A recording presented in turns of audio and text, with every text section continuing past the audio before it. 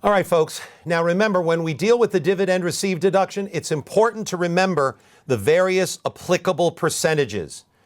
So we're going to take a look at the first one.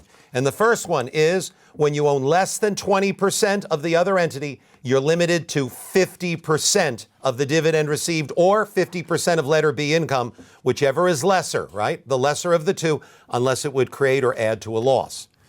Well, the next item that we have is the 65%. When you own between 20 and 80% of the company, then you're allowed to subtract 65% of the dividends received.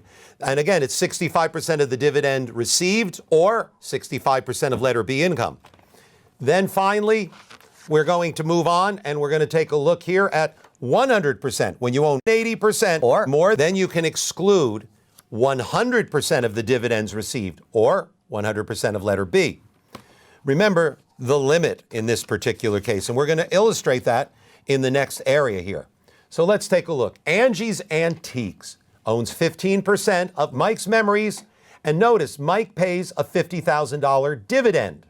Well, in this particular case, the dividend received deduction before any limit would be 50%, right? 50% for a less than 20% owned entity. Let's assume taxable income before the dividend received and NOL and capital loss was only $45,000.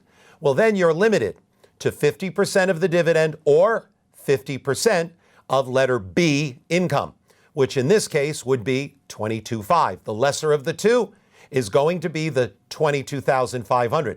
And you're limited to that because by taking the full amount, you would still have profit.